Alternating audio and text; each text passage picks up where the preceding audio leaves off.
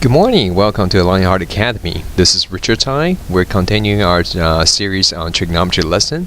This is lesson number 58, and we're approaching the end of our trigonometry topics. This is one of our last topic, the complex number.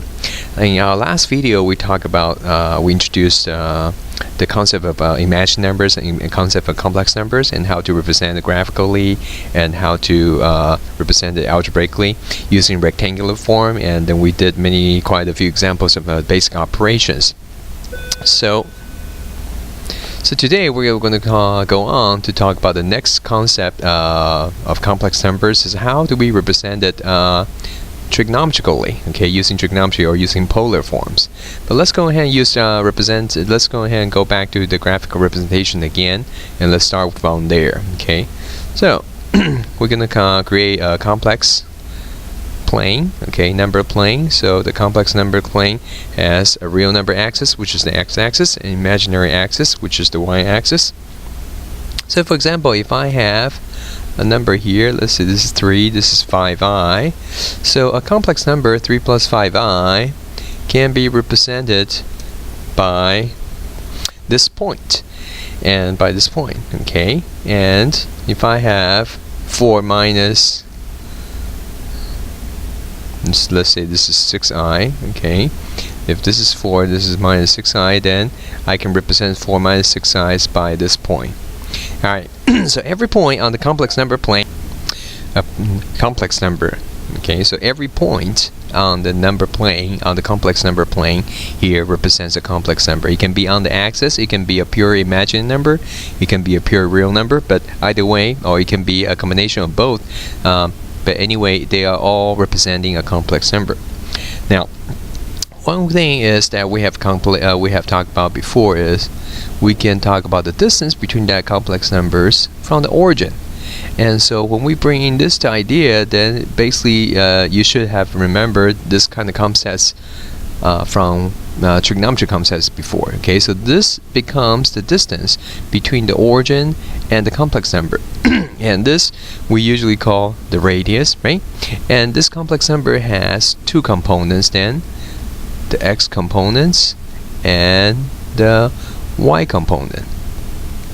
And so in this case, there's an x component and there is a y component, and the x component will be, in this case, actually be our real component. So let me go ahead and write a, okay, and the y component would be b.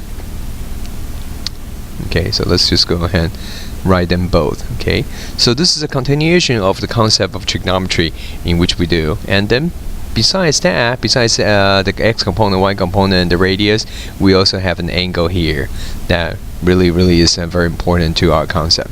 So looking at this diagram, then we can represent our complex number a plus bi, which is called the rectangular form. We can represent the rectangular form of a complex number by using polar form or trigonometry form of radius and angle. Okay, so now what happens is r is going to be called the modulus of a complex number, the modulus or the absolute value. Okay, now a complex number is represented usually by a z. Okay, usually by a z. So z equal to a plus bi. So the absolute value of z is equal to r, which is called the modulus or the absolute value. Okay, and the directional angle, the angle theta here, of z is gonna be called an amplitude. It's gonna be called amplitude. The reason why it's called amplitude, or another name is called argument. Okay, the argument of z or the amplitude of z of a complex number. So this will give us the trigonometry form or the polar form of the complex number. So what's the relationship between r and theta to a plus b? Well, r is equal to square root of a squared plus b squared, just as always, right? You like Pythagorean theorem, a squared plus b squared equal to r squared. So r is equal to square root of a squared plus b squared. And theta, and if you remember, tangent theta will always be equal to b over a. So that means theta will be equal to arctan of b over a. However, we do have to consider theta. Okay, when we use arctan of b over a, we need to consider the quadrants of the complex number in order to get the correct angle. Alright, so this is a basic on the transformation. How do we convert a rectangular complex number into the polar form of the complex number? Okay, so let's do an example here. Alright, so let's say we have a complex number z equal to 4 plus 3i. Okay, 4 plus 3i. So it's in first quadrant. Okay, let's go ahead and convert this to rectangular form. So how do I find the modulus, or the absolute value of z? Alright, the modulus, well, it's very simple. It's square root of x squared, or a squared, plus b squared. Basically, this is a, this is b. So this will be equal to 5. Okay, and the angle will be equal to the arctangent of b over a, which is 3 over 4. In this case, because I know the z complex number z is in first quadrant, so when we do arctangent, we don't have to worry about anything else. We can just do the arctangent directly. And so this will came out to be about 36.87 degrees. Okay, 36.87 degree. Okay, so the modulus of z is 5. The absolute value of z is 5, and the argument of z is 36.87 degrees, or is the amplitude of z. Okay, now how do we convert backwards? How do we rewrite this, or how do we write z using the polar format? Okay, or how do we go from polar format back to a rectangular format? Well, let's look at the picture again. So let me go ahead and draw the picture, draw the diagram one more time. Okay, we always want to use diagram to show, so that we can see graphically. Okay, so let's say our complex number is here. Okay, our complex number is right here. So this is a plus bi, right? A plus bi. Or actually, if I go ahead and do this, this is the real number axis, but let's call this x. This is the imaginary number axis. Let's call that y. So let me go ahead and write x plus yi is the same thing. I can use a plus bi also. But let's use x plus yi here. So the x value would be the bottom line here. The y value would be the distance here, okay, represented by this red segment represents the y, the green segment represents the x, and the angle theta represents by this angle theta, and r is here. So what's the relationship between x and r? X, y, and r? Well, x, as you can see, is the adjacent side of this triangle, and so this r times, so that means let me go ahead and start from the beginning. Okay, so that means cosine of theta is equal to x over r. So that means x is equal to r cosine theta. So I can multiply both sides by cosine. Okay, now the sine of theta is equal to y over r, the opposite over the hypotenuse. And if I multiply both sides by r, y can be equal to r sine theta. Okay, so let's take a look at how the complex number was written in. So the complex number x plus yi, right, is the complex number. So I can simply replace r cosine theta with x. So it's r cosine theta plus r sine theta times an imaginary number I. Okay, now as you can see, this expression is we are using r and theta instead of x and y, instead of rectangular form. This is the rectangular form, this is the polar form. But what we can do is we can factor out the r. Okay, and we have cosine theta plus, and we usually put our I, imaginary I, in front of the numbers as I sine theta. So this is called a rectangular form. This is the rectangular form, but this is called a polar form or trigonometry form of your complex number, polar form or trig form. Okay, so either way, you can use called polar form and trig form. This is the rectangular form because I was using the rectangular coordinate x and y. Now another way to write this shorthand is RCIS theta. Now the CIS, where does the CIS come from? The C stands for the cosine, I stands for IS, S stands for the sine. So RCIS theta. So we're going to be using the shorthand. This is a shorthand for this expression, R cosine theta. So that means let's go ahead and go back to our example here. Our example z equal to 4 plus 3i, right?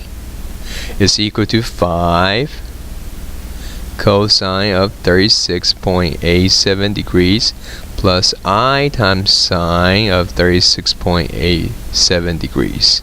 So that's the equivalent polar form of this 4 plus 3i, or I can simply write 5 CI at 36.87 degrees because it's going to be the same angle. So we use that 5 CIS. We will use this shorthand to represent our polar form. And so graphically, and then you can see again graphically we can add and subtract, combine like just like terms, just like what we did in vectors, combine complex numbers just like we did in vectors. Okay, but this is basically how we can convert complex numbers from polar form to rectangular form, and from rectangular form back to polar form. Okay, all right, so that's what we have. And let's go ahead and take a look at polar form. Why do we have to have polar form? Because in polar form, when we deal with certain operations of polar forms, it's very, very simple. It's very straightforward. It's much easier than the rectangular form. Okay, it's much easier than the rectangular form. But let's go and do one more example of convert. So let's say we have another z number equal to negative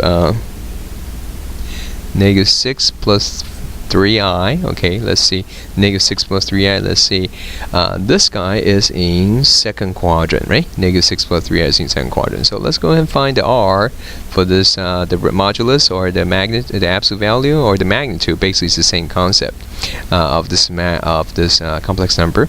So we have negative 6 squared plus 3 squared. Okay, quantity squared. Alright, so negative 6 squared is 36, 3 squared is 9, so this will become square root of 45.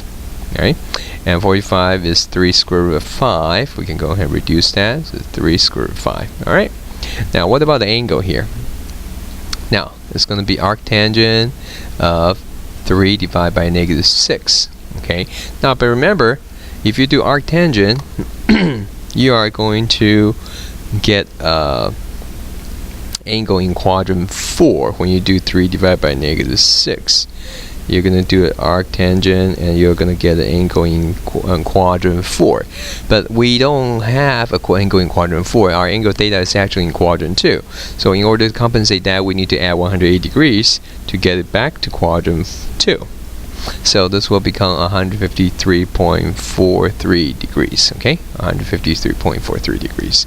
Alright, so that means I can write my z like this. 3 square root of 5 CIS 153.43 degrees. Okay, we can also express theta using radian, but right now I think it's easier to express using degrees. Okay. Alright, now what can we do with the operations using complex numbers? Okay, so what can we do using operations using complex numbers? Oh, but before we go on to do operation on complex number, let me do one more example here of converting back to rectangular forms. So let's say z equal to a CIS 240 degrees. Okay, that's a very simple complex number. Okay. What this means is that it has a radius of 8 and its degree of rotation is 240 from the initial side of x-axis, the positive x-axis, or the positive real axis. So how do we find the x-coordinate and y-coordinate? Well, we know x is equal to r cosine of theta, right? So all we have to do is substitute r cosine of 240. Now cosine of 240 is equal to negative 1/2. Okay, cosine of 240. This reference angle 240 is 60 degrees. So cosine of 60 is 1/2. In quadrant 3 is negative. So it's negative 1/2. That means x is equal to negative 4. And y is r sine of theta. So in this case, it's 8 sine of 240. Now its reference angle is 60 degrees. Okay, 240 minus 180 is 60. So reference 60. Sine of 60 is square root 3 over 2. So this is negative square root 3 over 2. So this will be a negative 4 square root 3. Alright, so 240 is in quadrant 3. So both x and y should be negative, and that agrees with our answer. So the rectangular form would be negative 4 minus 4i square root of 3. Don't forget there's an I here for the y component. The y component has I. Okay? Alright. Now, how do we find the product? To add and subtract is easier to use the rectangular form. But to multiply and divide, we're going to use our polar form. Okay, product. So let's talk about product of complex numbers.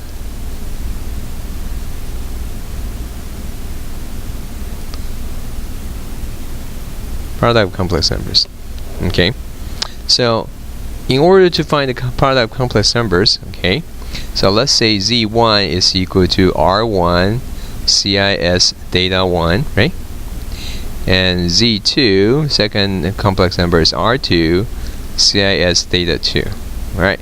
So what do we do when we combine them? Well, let's go ahead and multiply them, but let's go ahead and write them in the expanded form first. Okay, so r1 is r1, z1 is, r1 times cosine theta 1 plus I sine theta 1, and z2 is equal to r2 times cosine theta 2 plus I sine theta 2. Alright, so let's multiply them. So z1 times z2 is equal to r1 times that, right? So it's going to be r1 times r2. Okay, and then when we multiply these two expressions, we have to use we basically have to use distributive property. Okay, so it's going to be cosine theta 1 times cosine theta 2. So cosine theta 1 times cosine theta 2 plus I cosine theta 1 sine theta 2. Alright, plus I excuse me, sine theta 1 cosine theta 2, and then minus, okay, the reason minus is because I times I is I squared, so it's negative 1, minus sine theta 1 sine theta 2. Alright, so now let's go ahead and group them together. I'm going to group the one without the I. So this two doesn't have I, and this two has I. So I'm going to group those terms with I and with the one without I. So this becomes r1, r2 still on the outside. So we have cosine theta 1 cosine theta 2 minus sine theta 1 times sine theta 2 plus. Now those two terms have I, so let's factor out the I here. And let's go ahead and put them together here. It's going to be cosine theta 1 sine theta 2. I'm going to write it like this. Sine theta 1 cosine theta 2, I'm going to put them first, plus cosine theta 1 sine theta 2, like that. Alright. Now, let's see if we can recognize this. Cosine theta 1 cosine theta 2 minus sine theta 1 theta 2, it is equal to cosine of theta 1 plus theta 2. That's the sum and difference formula. What about this guy? Sine theta 1 cosine theta 2 plus cosine theta 1 sine theta 2 is simply sine of theta 1 plus theta 2. So you can see algebraically, when we multiply z1 times z2, the modulus gets to be multiplied together, but the amplitude or the argument gets to add it together. They are adding to each other. So you add the argument, you add amplitude here, but you only multiply the modulus or the absolute value. So this one is simply CIS theta 1 plus theta 2. So as you can see, this is a much more efficient formula when we deal with multiplication. When we multiply two complex numbers, when we find or more complex numbers, we can always use this formula, r1 times r2 CIS theta 1 theta 2. If we know their amplitude value, we know their modulus, we just multiply their modulus. We find out what their argument is, what their angle is, we add all those angles up. So that's that. Okay, so it's very simple, very straightforward. Okay, so let's go ahead and do an example here. Let's say we want to find the product of 2 square root 3 plus 2i and negative 3 plus 3i. Now we can do this by using the rectangular form by multiplying them together. But let's go ahead and use the polar form this time. So first, let's go ahead and call this z1 equal to 2 square root 3 plus 2i. Now we have to go ahead and figure out, and let's call this z2, negative 3 plus 3i. So we have to figure out what the r1 is and theta 1. Okay, so we have to figure out the modulus and the amplitude for the z1. Okay, and so let's go ahead and try to work it out. So let's use our Pythagorean theorem formula here to work it out. So it's 2 square root 3 square plus 2 square. So this will become 4 times 3 is 12. 12 plus 4 is 16. So this is 4. Then modulus for number 1 is 4. Now this is in first quadrant. So let's go ahead and simply do 2 divided by 2 square root 3. Now I think that is going to be one of the angles. I believe that's going to be 1 divided by 1 square root 3. Okay, so 2 divided by 2 square root 3 simplified to 1 divided by 1 square root 3. And the arctangent of that should be equal to 30 degrees. Yep, 30 degrees. So that's R1. Okay, R1 theta 1. Alright, let's do R2. So R2 is going to be equal to negative 3 square plus 3 square. So that'll give us 9 plus 9, so square root 18, so it's 3 square root of 2. And then theta 2, now this one is going to be in second quadrant, excuse me. X is negative, Y is positive, so it's in third quadrant, so I need to add 180 degrees. Alright, so that's negative 1, right? If it's negative 1, it should be 45 degrees. It should be a negative 45 degrees. Plus that should be 135 degrees in second quadrant. Okay, so Z1 is equal to 4 CIS 30 degrees. Z2 is equal to 3 square root 2 CIS 135 degrees. And so to multiply then, we do Z1 times Z2 would be equal to 4 times 3 square root 2. Okay, and what do we do with the angle? We add them, so 30 degrees plus 135 degrees. So the final answer will be 12 square root 2 CIS 165 degrees. So that would be their product. That would be their product. Alright, so that's pretty clear. Okay, and what do we do when we want to find the quotient, or when we want to divide? Alright, when we want to divide, the quotient, Quotient, okay, quotient of complex numbers.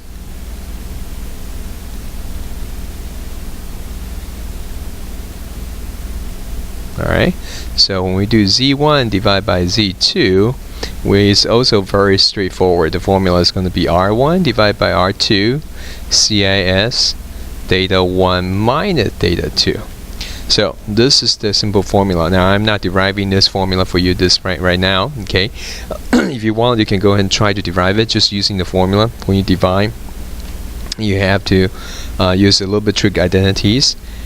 Multiply the denominator by this complex conjugate, and then you'll be able to go ahead and work out like this. But it will work out to be equivalent to this. So when you divide, you subtract. You still divide the amplitude. Excuse me. You still divide the modulus, but you subtract the amplitudes. Okay, you subtract the amplitude. All right. So let's go ahead and do an example here very quickly. It's going to be, let's go ahead and divide 6 CIS 150 by 2 square root 3 CIS 60 degrees. Okay, so we want to divide. So we want to do 6 CIS 150 divide by 2 square root 3 CIS 60. So this would be 6 divided by 2 is 3, so it's 3 divided by square root 3 CIS. And what do I do with the angles? We subtract them, so it becomes 150 minus 60 is 90 degrees.